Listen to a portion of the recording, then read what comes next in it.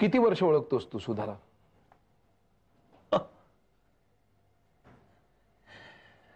तू जितकी वर्ष ओळखतोस तितकी वर्ष. या करेक्ट. मी पण एकदम डोकं फिरल्यासारखंच बोललो. डोकं फिरल्या वगैरे सारखं नाही, तू डोके फिरू जायस पहिल्यापासून. आता जरा सुनंदा आले म्हणून जरा बरं. मला तुला वेगळंच विचारायचंय. बोला, विचारा. का नाही शरद, आपण इतकी वर्ष सुधाला ओळखतो, पण तिला कधी भीती वाटली किंवा इन्सिक्युअर्ड वाटलं असं कधी जाणवलं तुला? कधीच नाही. मला आश्चर्यच वाटतंय ना? तेच तर म्हणायचंय मला. म्हणजे आपल्या आजाराचं तिने केवढा बाऊ केलाय, केवढं टेन्शन घेतलंय त्याचं. एक तो आधी लपून ठेवला, नंतर डॉक्टरनी सांगितलेले टेस्ट काही केल्या नाहीत. मला सगळं सुनंदाने सांगितलं ना, मला खरंच नाही वाटलं. आधी आजार असा उडवूनच लावायची ती, पण इनसिक्युरिटीपणामुळे नाही, तर स्वतःच्या अति आत्मविश्वासामुळे. अरे मग यावेळी तिने एवढा धसका का घेतला? कमाल आहे, कमाल आहे. मुलींची जबाबदारी पूर्ण झाली नाही हा विचार कदाचित तिला टोचत असणार. खूप मानी आहे रे ती, कमालीची जिद्दी आहे. अरे ते सगळं एनिवे, सगळ्या टेस्ट झाल्या, ऑपरेशन करायचं ठरलं, रोगाचं निदान झालं, हे झालं ते काय वाईट नाही झालं म्हणायचं. हा, आता ते नीट पार पडू दे हीच इच्छा. चला, मी निघतो. मी कोपऱ्यावरून टॅक्सी पकडणार आहे, तू ट्रेनने जाणार असशील नाही का? चल ना, पार्लेला चल. नको रे, परत यायला उशीर होईल. हो, मृणाल रागेलो वाटतं. मृणालचा काय संबंध? मी तिचा फ्लॅट सोडलाय. मी आता हॉटेलमध्ये राहतो. हॉटेलमध्ये? हॉटेलमध्ये का? हॉटेलमध्ये का? आम्ही मित्र काय मेलो काय? आमचा काय हक्क नाही? प्लीज जया, डोंट मिसअंडरस्टँड मी. हे बघ, तुमची घरं आहेत, ती हक्काचीच आहेत, पण ती आदनमधनं यायला रे. आणि मला आता एकट्यानं राहण्याची सवय लागली. नवीन जागा शोधतोय चर्चगेट साईडला. ते मुलींच्या जवळ असलेलं बरं. का सुधाच्या जवळ? दोघींच्याही. झालं समाधान? शरद, एक रिक्वेस्ट कर तुला. बोल ना. तू घर शोध, नाही म्हणत नाही मी. तोपर्यंत हॉटेलमध्ये वगैरे राहण्यापेक्षा तू माझ्या घरी येऊन राहशील? नाही नाही, ऐक ऐक, म्हणजे तुझ्यासाठी नाही, माझ्यासाठी सुद्धा नाही, आमच्या बंटीसाठी म्हणतोय मी. जया? हो रे, बंटी पुढे ना मी हात टेकले रे. अरे काय होतो मी, कसा होतो, आणि या बंटी पुढे माझा सगळा कॉन्फिडन्सच गेलाय रे. तू आलास तर तेवढंच त्याला काहीतरी समजवशील. Okay okay Jaya. जर तू माझ्याकडे आलास तर मला खरंच बरं वाटेल. डोंट वरी. बघ, सुधाचं ऑपरेशन झालं की मी येईन तुझ्याकडे राहायला.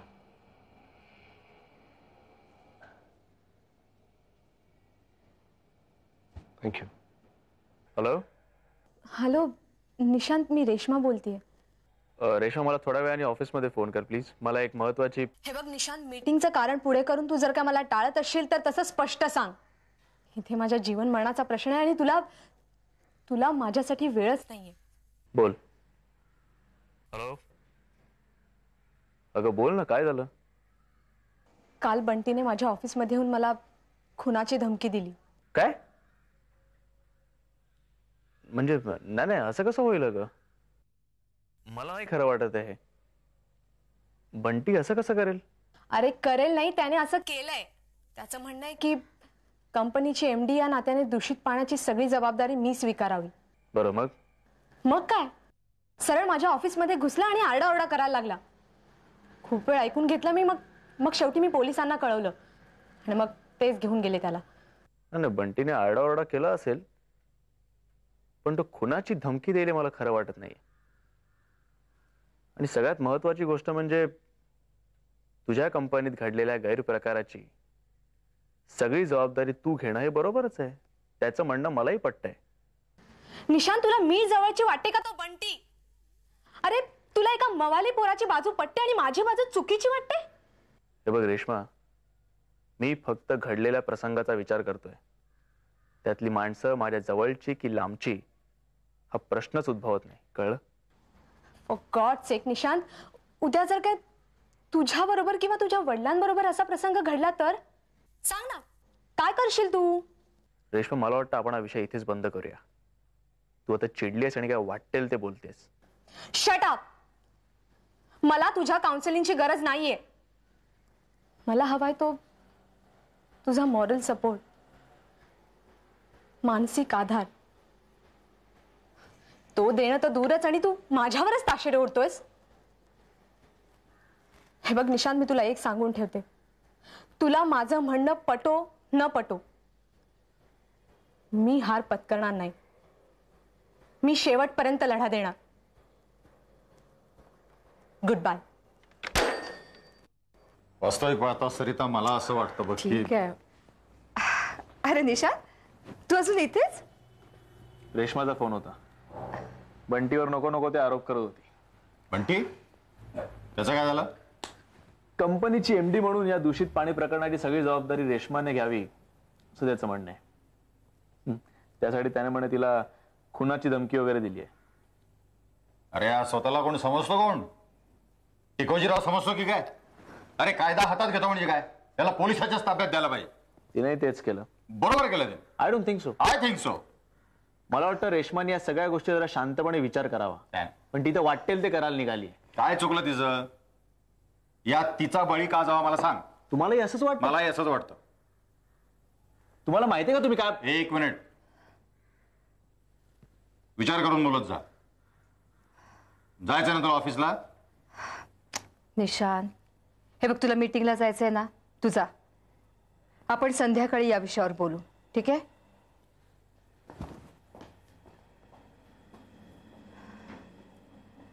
काहीतरी डोक्यात घेऊन बसायचं. तुम्ही जरा शांत व्हा. हा माहितीये. मे आय कम इन सर? अरे या या या डॉक्टर सुधा जोशी, या बसा. थँक्यू. सॉरी मॅडम, मी तुम्हाला त्रास दिला, पण काम तसं महत्वाचं होतं म्हणून तुम्हाला इथं बोलावून घेतलं. खरं तर मी जरा 2-3 दिवस रजा घेऊन घरीच आराम करणार होते, पण तुम्ही फोन करून बोलावलं म्हणून तुम्हाला भेटायला आले. म्हणजे मॅडम तुम्हाला बरं बिरं वाटत नाही का? थोडंसं. माझं परवा ऑपरेशन आहे. अरे छा, मग थोडंसं काय म्हणताय? काहीतरी सिरियस प्रकरण दिसतंय. काळजी घ्या. मी तुम्हाला काही मदत करू का? नाही नाही, नको. एका पेशंटच्या ऑपरेशनमध्ये स्वतः मुख्यमंत्र्यांनी लक्ष घालावं इतकी काही आपल्या महाराष्ट्राची परिस्थिती वाईट नाहीये. पण मदत हवी का विचारलं त्याबद्दल आभार. पण सगळी तयारी आहे. अगदी डॉक्टर्स, हॉस्पिटल, तिथली रूम, सगळी जय्यत तयारी आहे. ठीक आहे, तुमचं ऑपरेशन व्यवस्थित पार पडो आणि तुम्ही लवकरात लवकर बऱ्या व्हाव्यात म्हणून माझ्या सदिच्छा. हा, तर आता काम म्हणजे असं होतं. हा हो, तसं महत्वाचं आहे म्हणून तर मी तुम्हाला इथं बोलावून घेतलं. आता आपले इतक्या वर्षाचे संबंध लक्षात घेता हे काम मी तुमच्यावरच सोपवणार आहे. बोला ना. म्हणजे तसं काम थोडं गडबड घोटाळ्याचं आहे. काय, आमचा छोटा मुलगा विजय. हां हां, मेडिकलच्या कॉलेजमध्ये शिकतो तोच ना? म्हणजे आत्ता परीक्षेला बसला होता. हो, तोच. त्याच्या मार्कामध्ये थोडासा गोंधळ झालेला आहे. म्हणजे काय, एका विषयात त्याला पास होण्यासाठी 2 मार्क कमी पडत आहेत. मग मग काय, सगळं तुमच्या हातात आहे. पेपर तपासणारे डॉक्टर खरे यांना तुम्ही फोन केलात तर. साहेब, तुम्ही काय बोलताय याचा अर्थ तुम्हाला तरी कळतोय का? अर्थ वा अनर्थ हे मी जाणत नाही. माझा मुलगा नापास झाला नाही पाहिजे एवढंच मी जाणतो. अच्छा, म्हणजे मी डॉक्टर खऱ्यांना फोन करायचा आणि तुमच्या मुलाचे मार्क्स वाढवायला सांगायचे. बरोबर. इतकं छोटंसं काम आहे. आता हे काम फोनवर सांगता आलं नसतं म्हणून मी तुम्हाला इथे येण्याची विनंती केली. अहो, मग तुम्हीच का नाही करत डॉक्टर खऱ्यांना फोन? अहो, काय बोलताय काय मॅडम तुम्ही? अहो, मी महाराष्ट्राचा मुख्यमंत्री आहे. उद्या विरोधी पक्ष या फोनचं भांडवल करेल, रणकंदन माजेल, आमची सत्ता उलथवून जाईल. हो, म्हणून तर मी हे सगळं काम तुमच्यावर सोपवलं. मला काय तुमची हस्तक समजताय तुम्ही? शांत व्हा मॅडम, शांत व्हा. मी इथं तुम्हाला आरडाओरडा करण्यासाठी बोलवलं नाही. काम छोटंच आहे, ते पण गुपचूप करायचंय घरी गेल्यानंतर. हे बघा साहेब, ही तुमची गुपचूप चोरी चुपी कामं करायला दुसरी माणसं तुम्ही शोधा, कळलं? मॅडम, याचे परिणाम चांगले होणार नाही तेवढं लक्षात ठेवा. अच्छा, आधी विनंती आणि आता धमकी? वा साहेब वा, चांगली नीती आहे तुमची. हे बघा, मी तुमच्यासारखी नाही आणि आपल्या हातून खुर्ची जाईल म्हणून घाबरणारी नाही. मी हे असलं काम कधीही करणार नाही. जीव गेला तरी करणार नाही, कळलं? मॅडम, आयुष्यातून उठाल एवढं लक्षात ठेवा. नोकरी जाणं म्हणजे आयुष्य बर्बाद होणं असं समजणाऱ्यातली मी नाही. तुमची नोकरी तुम्हालाच लखलाप. तुमच्यासारख्यांचे बुरखे उतरवीन ना तरच मी नावाची. काय झालं मॅडम? आई ग मॅडम, आई. हो पलाटे, डॉक्टरला बोलवा ताबडतोब. जोशी मॅडमची तब्येत बिघडली.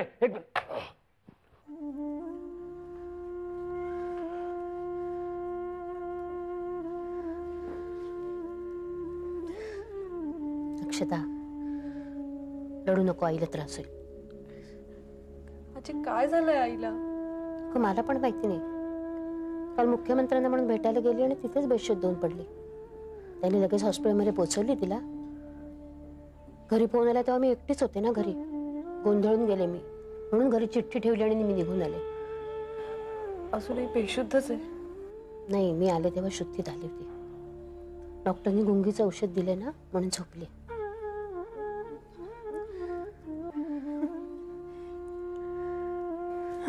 आकांक्षा, काही नाही झालं आईला, बरं वाटेल, रडू नको. तू असं कसं म्हणतेस आजी? एकदम बोलता बोलता बेशुद्ध झाली म्हणजे तितका त्रास झाला असणार ना तिला? मला एक कळत नाही, आई गेले कित्येक दिवस आजारी आहे. आजपासून ती रजा घेणार होती, परवा ऑपरेशन होणार होतं. मग तिला काय गरज होती मुख्यमंत्र्यांकडे जायची? असेल तिचं काहीतरी तितकंच महत्वाचं काम चिंगू. पण असं काय झालं असेल त्यामुळे आई एकदम बेशुद्ध झाली? पुरे ग, उगीच किस काढत बसू नको आता. तिथे काय घडलं हे महत्वाचं आहे का आईला बरं वाटणं हे महत्वाचं आहे? अर्थातच आईला बरं वाटणं. हो ना, मजा बाबांना आणि जया काकाला फोन करून ये जा. ताईने केलेत त्यांना फोन. बाबा लगेच निघतो म्हणालेत. शाळेत माझी बाई.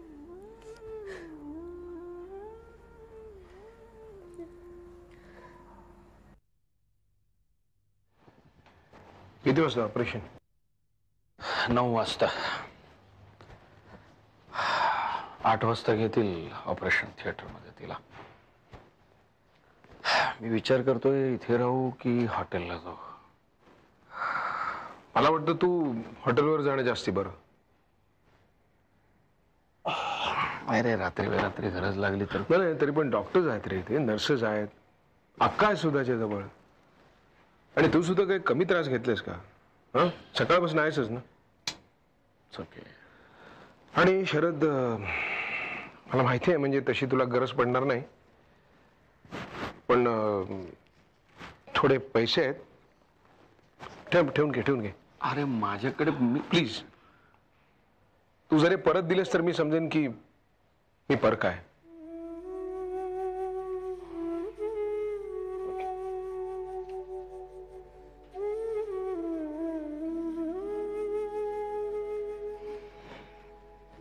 थँक्यू. हॅलो, हा मावशी, आकांक्षा बोलतीये. अगं अगं आईचं उद्याच ऑपरेशन आहे. हो हो बरोबर आहे, वेळ असणार होता, पण आज तिला बरं वाटत नव्हतं म्हणून ती डॉक्टरांकडे गेली, तर डॉक्टर म्हटले उद्याच ऑपरेशन करा. नाही नाही नाही ग, तसं काळजीचं असं काही कारण नाहीये. नाही नाही, मी आईला संध्याकाळी भेटून आले हॉस्पिटलमध्ये, ती बरी आहे. हो हो. नाही, आणि ऑपरेशन झाल्यावर कळवीनच ना मी तुला, नक्कीच कळवीन. हा, तू अजिबात टेन्शन घेऊ नकोस, तू शांत राहा. हा,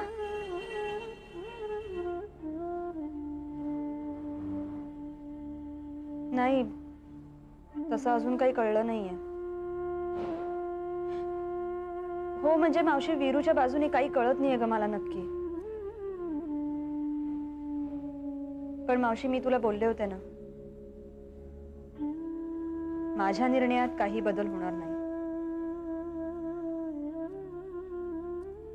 आणि त्यातूनही समजा काही फरक पडलाच तर मी सगळ्यात पहिल्यांदा तुलाच कळवेन. नक्की. ओके, चलो बाय, गुड नाईट. अजिबात काळजी करू नकोस सुद्धा. All the best. पण शरद, खरंच ऑपरेशन करायला हवंय का? अगं काही होणार नाही तुला, मुळीच घाबरू नकोस. मला नाही वाटत शरद, या दारातून मी जिवंत बाहेर येईन.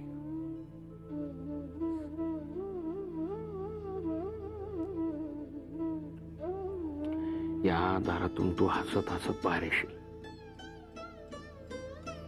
आणि 2 आठवड्यात ठणठणीत बरी होशील.